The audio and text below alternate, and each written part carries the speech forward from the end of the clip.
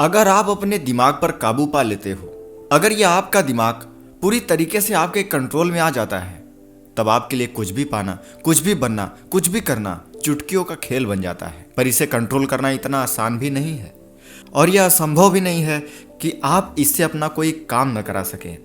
यह आपका हर काम करेगा।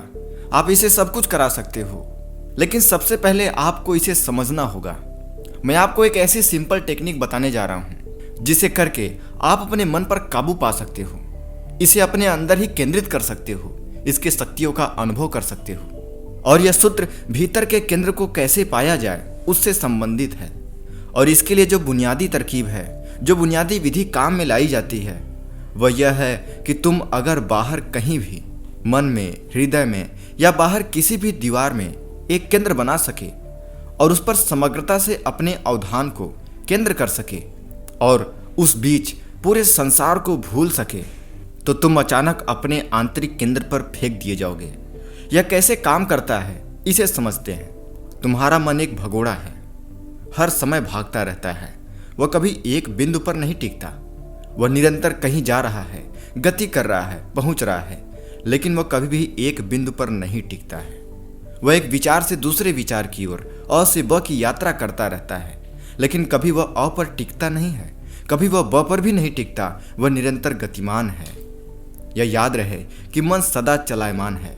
वह कहीं पहुंचने की आशा तो करता है, लेकिन कहीं पहुंच नहीं पाता है। असल में यह मन का अंतर्भूत स्वभाव है। गति ही उसकी प्रक्रिया है। वह अ से ब से अ की ओर चलता ही जाता है। अगर तुम किसी एक बिंदु पर ठहर गए तो मन तुमसे संघर्ष करेगा।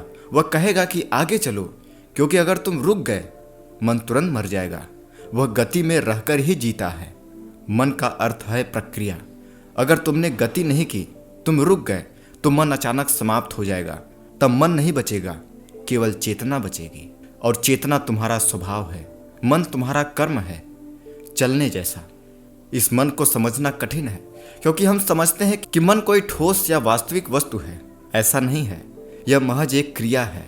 यह कहना बेहतर होगा कि मन नहीं, मनन है। चलने की तरह यह प्रक्रिया है। जिस तरीके से अगर तुम रुक जाओ तो चलना समाप्त हो जाएगा, तब तुम नहीं कह सकते कि चलना बैठना है। तुम रुक जाओ तो चलना समाप्त हो जाता है। तुम रुक जाओगे तो चलना कहाँ है? चलना बंद। पैर है पर चलना नहीं है। पैर चल सकते हैं, लेकिन अगर तुम रुक जाओ तो चलना नहीं हो सकता। चेतना पैर जैसी है, वह तुम्हारा स्वभाव है। और मन चलने जैसा है, वह एक प्रक्रिया है। जब चेतना एक जगह से दूसरी जगह जाती है, तब वह प्रक्रिया मन है। जब चेतना अ से ब और ब से स की ओर जाती है, तब यह गति मन है। अगर तुम गति मन को बंद कर दो तो मन नहीं रहेगा। तुम चेतन हो, लेकिन तुम मन नहीं हो। अगर तुम कहीं रुक जाओ तो मन संघर्ष करेगा। मन कहेगा कि आगे बढ़ो। मन हर तरह से तुम्हें आगे पीछे या कहीं भी ढकेलने की चेष्टा करेगा। कहीं भी चलो, लेकिन यह कहेगा कि चलते रहो। अगर तुम जिद करो, अगर तुम मन की नहीं मानना चाहो, तो वह कठिन होगा।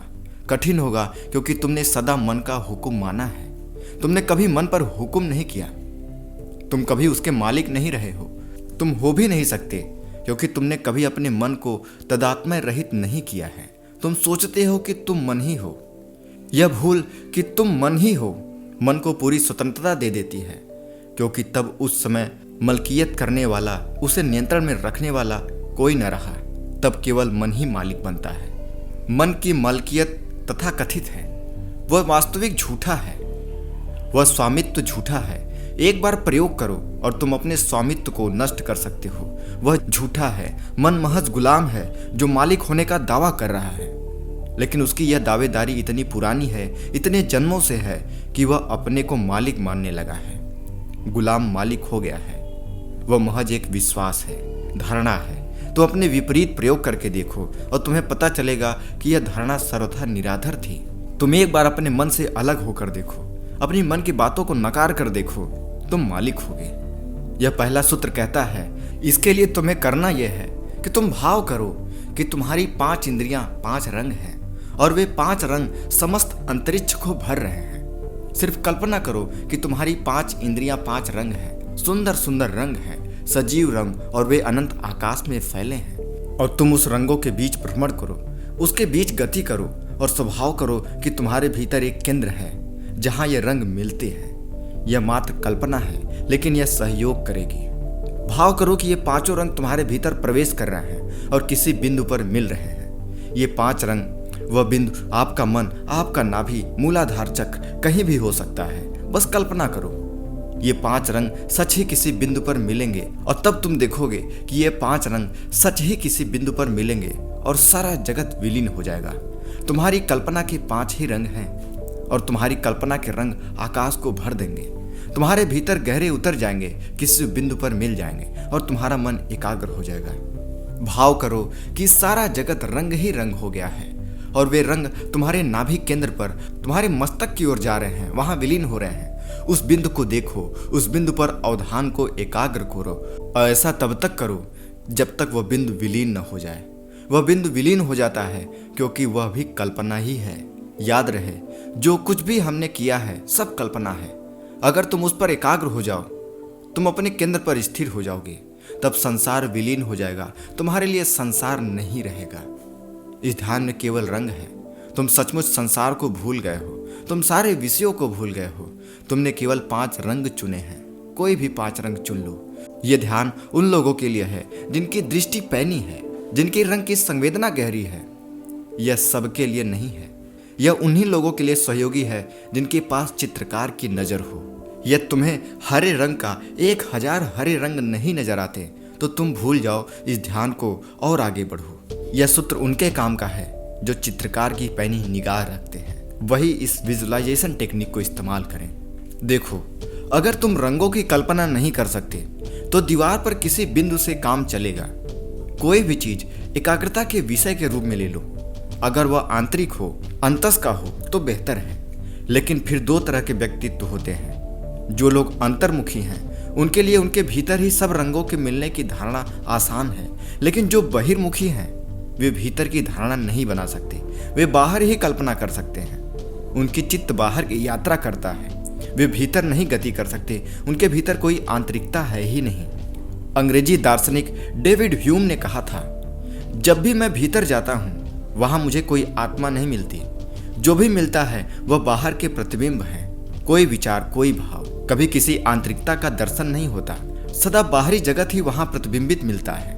बहुत सारे लोग मेरे पास आते हैं और पूछते हैं कि भीतर कैसे जाया जाए। उनके लिए समस्या है, क्योंकि अगर तुम बहिर्गामी प्रकृति की हो, अगर तुम्हें बाहर बाहर गति करना आता है तो तुम्हारे लिए भीतर जाना कठिन होगा। और अगर तुम बहिर्मुखी हो तो भीतर इस बिंदु का प्रयोग कभी मत करो, उसे बाहर करो। नतीजा वही होगा। दीवार पर एक बिंदु बनाओ और उस पर चित्र को एकाग्र करो, लेकिन तब खुली आंख से एकाग्रता साधनी होगी। अगर तुम भीतर केंद्र बनाते हो तो बंद आंखों से एकाग्रता साधनी है। लेकिन अगर तुम दीवार पर केंद्र बनाते हो तब तुम्हें खुली आंखों से एकाग्रता को साधना होता है। दीवार पर केंद्र बनाओ और उस पर एकाग्र हो जाओ। असल में यहाँ पर असली बात एकाग्रता के कारण घटित होती है। तुम्हारे मन को केंद्रित करने का असली कारण एकाग्रता है, न कि वह बिंदु है। इस बात का हमेशा ख्याल रखो, जब तक बिंदु विलीन न हो जाए तब तक पलकों को बंद मत करो, क्योंकि उससे मन को फिर गति करने के लिए जगह मिल जाती है। इसलिए अपलक उसे देखते रहो, क्योंकि पलक के गिरने से मन में विचार संलग्न हो जाते हैं। पलक के गिराने के अंतराल में विचार पैदा होते हैं और एकाग्रता नष्ट हो जाती है। इसलिए उसे लगातार देखते रहो, पलक मत झपकाओ।